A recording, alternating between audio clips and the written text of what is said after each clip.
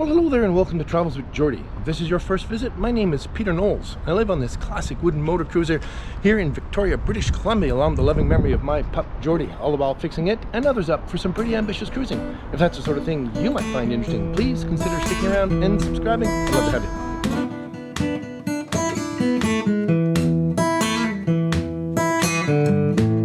And well, this week I was very fortunate again to be able to borrow Lady Zephyrus's car and run up to Genoa Bay for a day to finally figure out really what is going on with the Land Rover, because the last time I was up there I was kind of in a hurry and I might have made some mistakes. Okay then, back to figuring out what's actually wrong with the Rover. Now, if you've been following a little while, you know that at first I thought it was the transfer case, and then I figured it was the rear end, and because I can drive the truck around, I know the transfer case can't be, that bad, but it is leaking oil, so there's something going on there. So what I'm going to do is pull the rear cover off the differential, and if there's a whole pile of teeth sitting in the bottom, well, I pretty much know what's going on. All right. Okay then, I'm embarrassed to say there's one little thing I still have to rule out.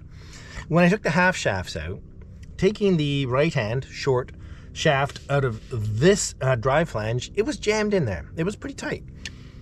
And I didn't think much of it at the time. And I carried on doing everything else I was doing because I knew that the problem was either the transfer case or more likely the differential at that point. And I was running out of time and I had to get back. But then later on, and many, many sleepless nights since, I've said, the shaft shouldn't have been tight in that drive flange. So let's just confirm that all the teeth are still on this. Oh.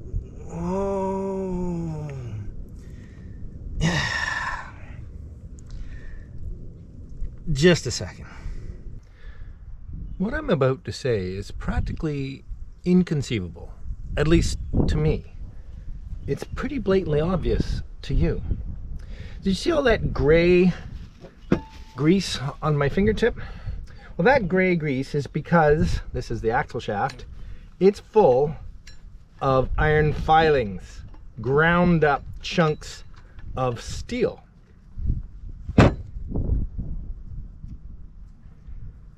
Which is the ground up chunks of the remains of that drive flange after this much harder splined drive shaft chewed it all up many months ago when this all happened.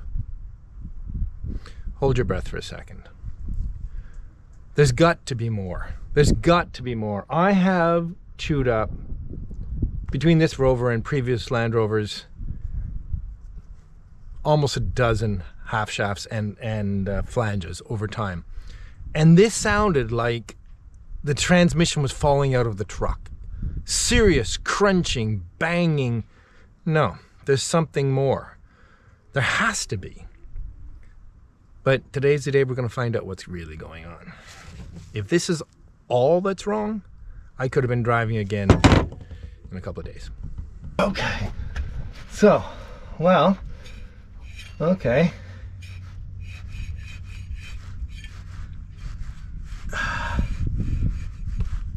It's certainly dry in one section, but what I don't feel is any teeth meshing. And it might not, because if it's full of oil and really smooth, which would be, it does feel a little heavier. Oh gosh, I can't be sure. You must forgive me. That dryness in turning of the pinion, I determined that that's actually a little dust cap directly behind rubbing a little bit. So that's not a problem. Okay then, so one way to be a little more certain about what's going on would be to take the rear cover off and have a good look. But if I suspect everything's okay in there, another way to have a quick peek is to take the fill plug off and see if I can sense that the carrier is turning in there. Didn't think that would leak. So I can put my finger on the side of the carrier and my other arm can reach around and the carrier is turning. And it goes through a full rotation without any trouble at all.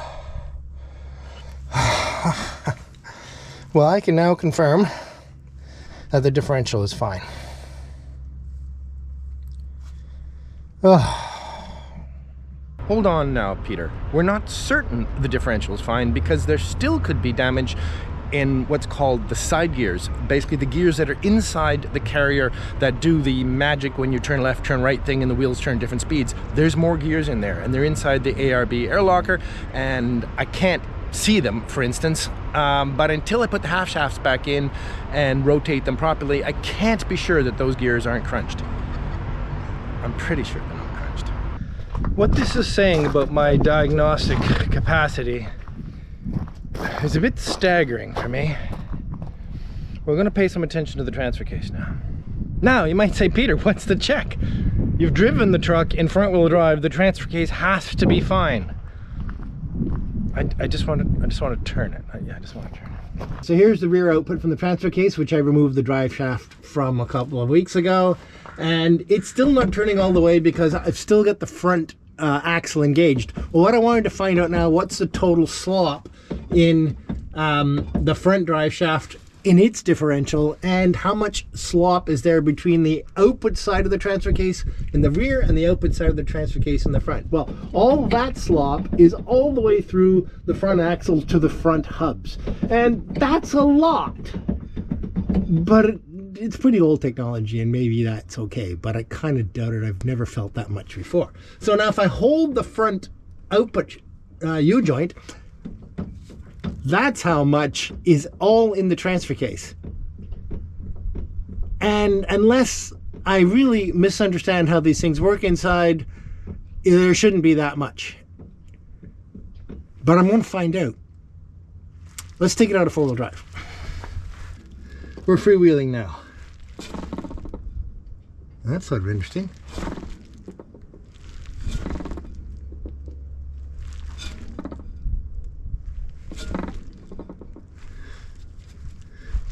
The bearing seems absolutely fine, but it does make a funny noise when I spin it. There's a speedometer drive gear, well, this is a speedometer shaft, just ahead of this. And maybe that's what that sounds like when it's going out, because I don't even know if that works, frankly, to tell you the truth. Can't tell. Okay, I'm going to put it now in gear to the engine and see how much slop there is between the transfer case and the engine. Okay, it's in four-wheel drive, high range, and the transmission's in first gear. So, oh, now that feels pretty tight. Holy mackerel. I mean, really, it's good. There's a lot of gears between here and the engine.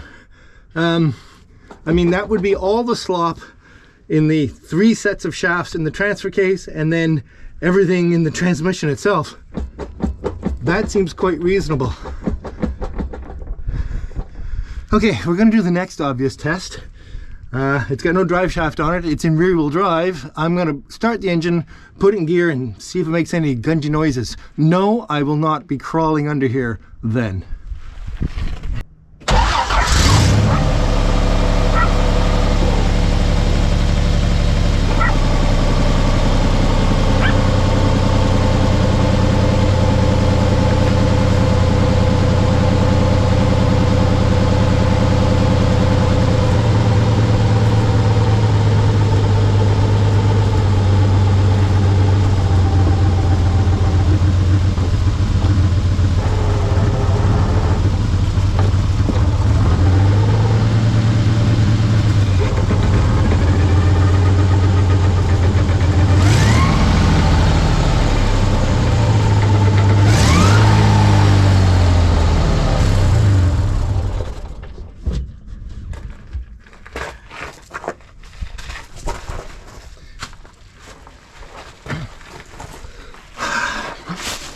All right, well, based on my recent ability to diagnose automotive failure, I'm not sure how conclusive that is, but I put it in forward in first, I put it in reverse, I put it in overdrive, 5th gear, and gave it a blip, and it sounded pretty good.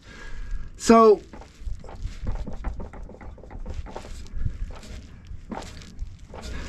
I'm not saying that this transfer case couldn't be tightened up a little bit, but I don't think It's that severe.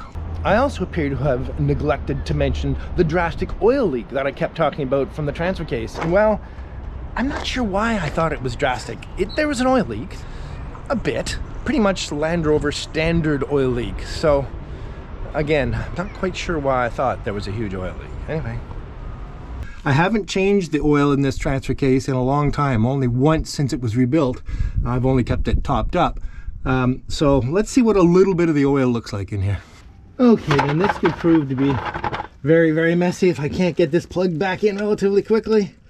Let's see how I can do.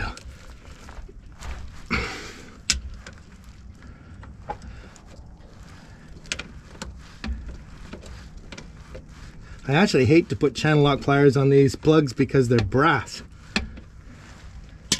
Okay. Let's see if I can get that plug out and back in reasonably promptly. Back you go, back you go. There we go.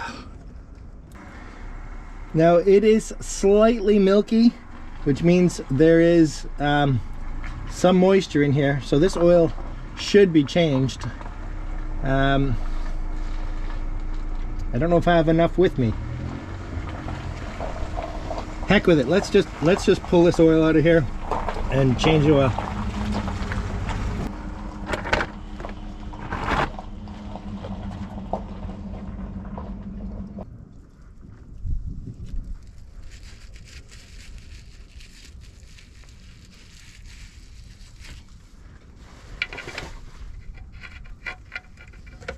I must say, this whole process is making me feel a little foolish. Just a little.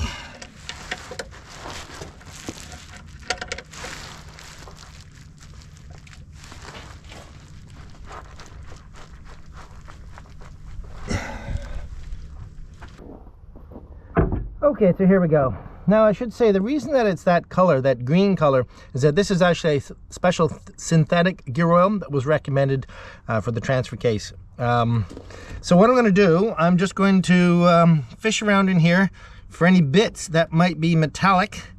First with this magnet.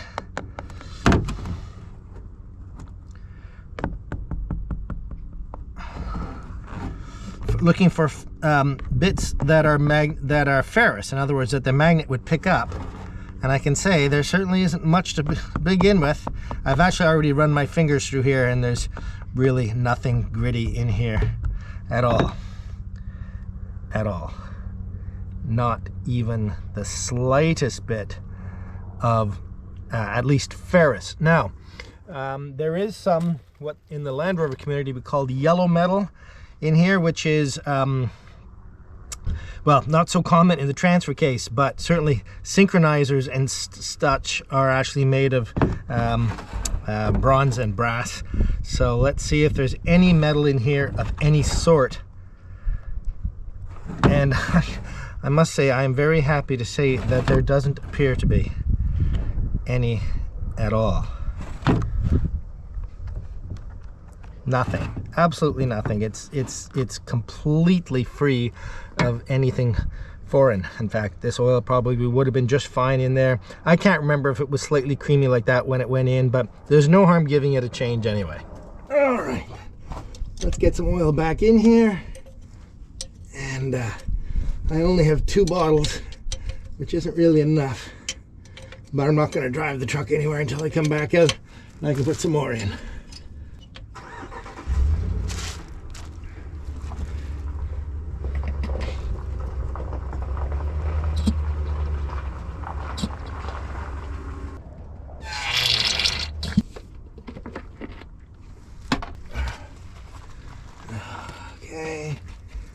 Honestly, it's been so long since I put oil.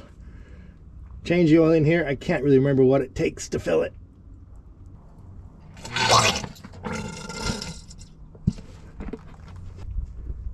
Holy smoke. That's what it takes to fill it. How very convenient.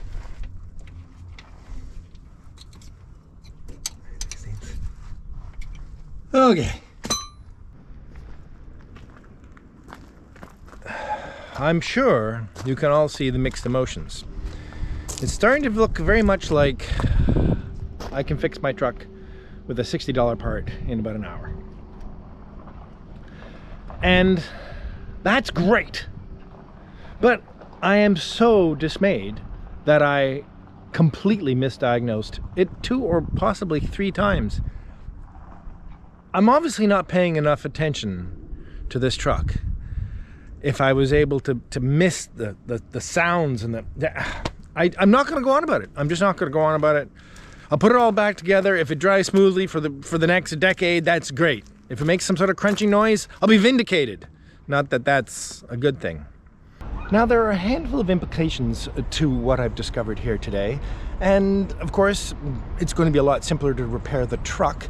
And I'm just going to eventually dismiss the fact that I completely misdiagnosed the problem. The most significant thing for me is all of you. There's been an unbelievable outpouring of support and sympathy and understanding, and even some financial support, and certainly a few people have offered to make heroic efforts to help me out because I'm without a car, and it turned out I was without a car because of my own ignorance. So thank you so much to all of you. And in terms of the lost credibility and my ability to diagnose vehicles, I'm just gonna have to eat that one. So many of you who mentioned, oh, it's got to be a broken half shaft. Well, that's almost what it was. So you were all right, and I was all wrong. Let's have a beer. Well, hello and welcome to the Travels with Geordie Beer of the Week. Coming to you this morning from the cozy, sunny, bright, and beautiful wheelhouse of MV Poem. Yes, I will confess that this is a morning beer of the week, and yes, I confess I'm going to have a beer, but just a sip, I think. Yeah, definitely. But what I am enjoying this morning is another ginger beer, which makes me very, very happy, especially because it's Saturday morning. And this was a very kind gift from Doug Young, who came to see me and brought me something else, but I'll tell you about that in a little bit. Well, I'm not quite sure how I'm feeling. Some of you are probably saying, I think that's enough for this morning. You know, just drop it about this whole feeling foolish about misdiagnosing the truck. But actually, it's really been hard on me, especially when I consider how many of you have been so helpful and supportive about it. So, hope you can all forgive me. Cheers. Oh, Doug, that is yummy. Yummy, yummy, yummy. I may have had this before. Anyway, really good. All right, let's move on to some paperwork. Last week's winner of a Travels with Geordie t-shirt is Michael Lovell 9625. Congratulations, Michael. Get a hold of me and we'll make sure you get your shirt. Whole slew of new Patreon and PayPal support. Very, very grateful into the new year. Michael Halverson, Ulrich Kopf, Alfred Jelvgren is the best I can do. I hope I got that sort of right. And Robert Larson, thank you also very much to come aboard as new Patreons. And new PayPals is David Such, John Duffy, and Peter Finch. Thank you all so very, very much for your support. I really, really appreciate it. Also, over the holidays, I got a very lovely gift from the aforementioned Doug Young, and that is a pair of really heavy-duty folding sawhorses, which might put an end to the plastic bin workshop. Well, it probably won't, but at least it'll help with some projects. I'm quite certain that'll be really, really good. Thanks again, Doug. You know, this isn't that bad at 11 o'clock in the morning. Okay, lastly, the word of the week this week will have to be foolish. Do with it what you will, and see you next week. Cheers.